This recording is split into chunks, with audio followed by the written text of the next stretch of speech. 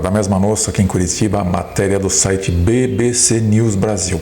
Mais mulheres e idosos empregados. As estratégias do Japão para lidar com a população mais velha do mundo. Então, aqui a BBC nos traz uma reportagem abrangente sobre o grande problema do Japão na atualidade, que é a iminência do colapso demográfico e econômico. Eles estão lá com uma população mais envelhecida do mundo, estão com baixas taxas de natalidade, a economia deles está estagnada há décadas e a situação do Japão, de certa forma, antecipa o que pode acontecer em outros lugares do mundo, é apenas uma questão de tempo. Então, é uma matéria interessante para a gente saber como que pensam as pessoas aí que formam aí a opinião pública, né? Eu diria que a opinião que está refletida aqui é um grande consenso na mídia em geral. Eles consultaram aqui uma especialista no assunto, a professora Hiroko Constantini. Sabemos que a grande mídia seleciona seus especialistas a dedo, ela sempre vai selecionar aquele especialista que está alinhado ali com a linha editorial da mídia. Então vamos ver o que eles nos dizem sobre o colapso japonês, sobre este grande problema que os japoneses estão enfrentando. Diz a professora Hiroko, ao longo dos anos a taxa de envelhecimento do Japão aumentou significativamente, o que contribuiu para a estagnação econômica desde meados dos anos 1990. Então, lá no final do século XX, o Japão era admirado por todos, uma economia pujante, segunda economia do mundo na época, mas daí eles de repente entraram numa situação de estagnação econômica, estão há 30 anos ali praticamente estacionados. E a causa principal disso aí é os fatores demográficos, a população envelhecendo, pouca gente nascendo, não tem reposição ali da mão de obra ativa, eles estão até fazendo uma boa performance, estão mantendo a economia estagnada com todos esses fatores negativos aí, mas atenção! Este nível estacionário da economia japonesa, uma hora ele vai entrar numa rampa de declínio e daí vai ser uma rampa forte. Existe aí um colapso anunciado na economia japonesa. Professora daí diz qual é a causa desse colapso demográfico e por que as mulheres japonesas não estão tendo mais filhos. Então diz ela, pesquisa com mulheres solteiras entre 20 e 40 anos revelam diversas razões comuns para retardar ou renunciar ao casamento. Vamos ver quais são os motivos. Falta de oportunidade para conhecer novos parceiros. Aí eu me pergunto, meu Deus do céu, não tem Tinder lá no Japão? Não fazem baladas no Japão? Olha, explicação um pouco esquisita essa aí.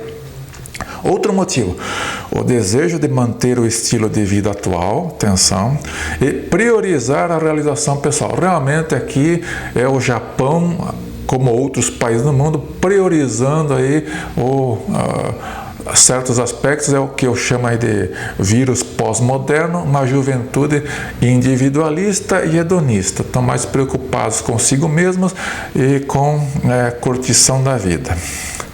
Bom, ela continua aí, a professora Hiroko, dando alternativas para este problema. O Estado pode incluir políticas de redução dos encargos com assistência para as famílias e oferecimento de incentivos financeiros, como salários para cuidadores de famílias, a fim de criar um ambiente mais propício para a criação dos filhos. Então temos aqui a solução clássica da social-democracia, do Estado do bem-estar social. Quando temos um problema, quem vai resolver o problema? O Estado vai resolver o problema.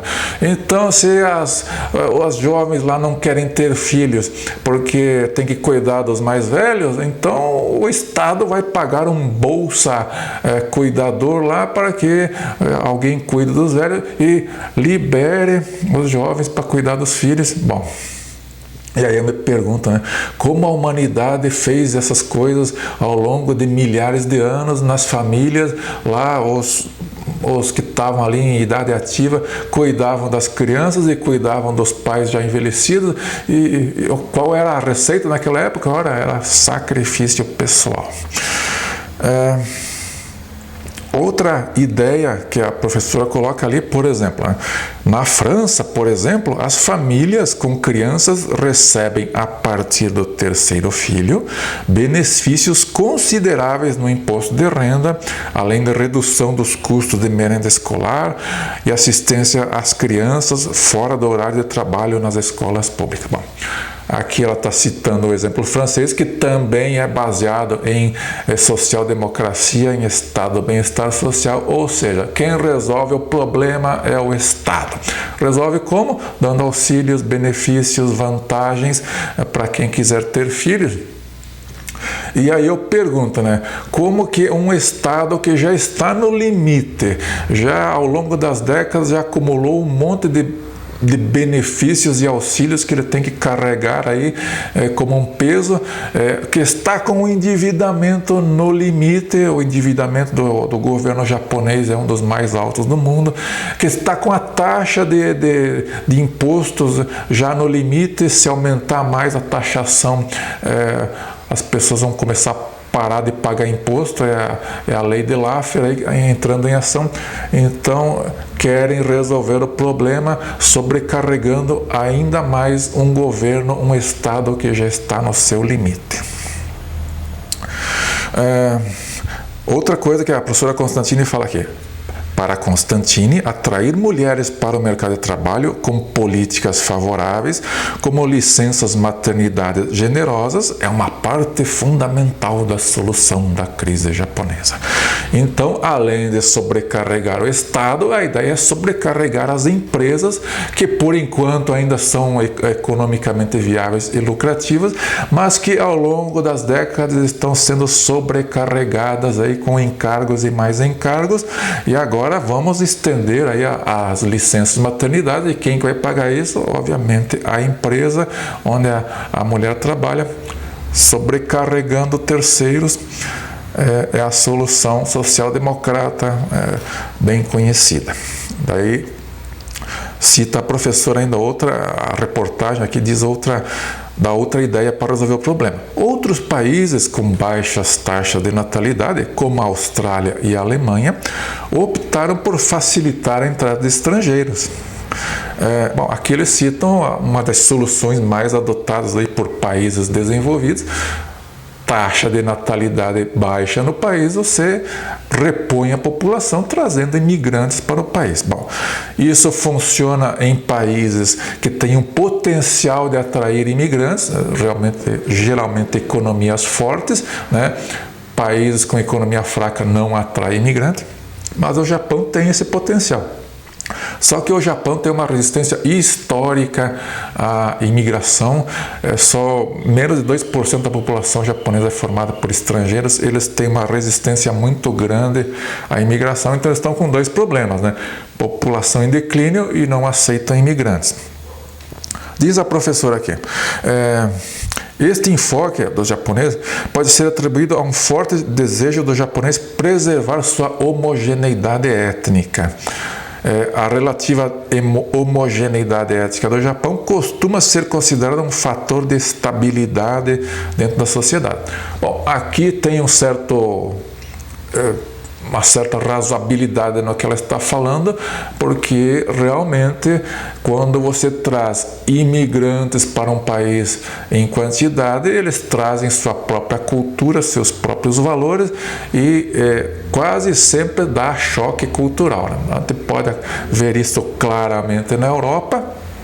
A França, por exemplo, tem uma alta população de imigrantes, tem mais de 10% da população francesa formada por estrangeiros. E eles recebem principalmente imigrantes que vêm de ex-colônias francesas da África. Esses imigrantes estão entrando no país com outra cultura, com outra religião, e os choques culturais já são bem visíveis. Então, essa ideia que a gente resolve a crise demográfica importando gente é uma faca de dois legumes, resolve de um lado temporariamente, mas cria o problema do choque cultural. Diz aqui ainda a professora dar um outro aspecto do problema, é fundamental transformar a percepção social do Japão de que a criação dos filhos é considerada a responsabilidade principal das mulheres e os homens são vistos como ajudantes. Então aqui ela está colocando aquela ideia aí do grande consenso de ideias que vigora na mídia, de que a carreira da mulher é prioridade 1. Então você tem que, este aspecto é inegociável, então tem que fazer os homens mudarem de postura lá no Japão, no mundo em geral, e que eles têm que participar mais aí da vida familiar. Bom, quando você opta por criar uma família, ter filhos, são dois aspectos que vão tomar tempo da sua vida. Os ativos nesta família, eles vão ter que gastar um tempo cuidando da família, toma tempo criar filho, cuidar de casa. E também vão ter que gastar tempo ganhando dinheiro, trazendo dinheiro para dentro de casa, provendo a família. Eu acho que não tem que se colocar pressão em cima disso do homem ou da mulher. É a pessoa que os dois, homem e mulher, ali negociem livremente no foro íntimo da família quem vai fazer o quê. A divisão de papéis na sociedade, ali dentro da família, é uma coisa que cabe única e exclusivamente à família. Não tem que botar pressão, que você tem que fazer carreira, e cada um que decida da melhor maneira, porque tem mulher que vai querer priorizar a carreira, tem mulher que vai querer conciliar carreira e família, e tem mulher que vai querer se dedicar exclusivamente à família. Isso é uma questão de foro íntimo.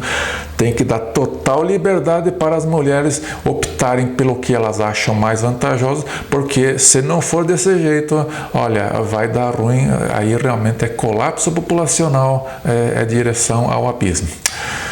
Então aí vocês viram, a partir de uma reportagem, a gente fez um resumo assim de como é que está a situação, né?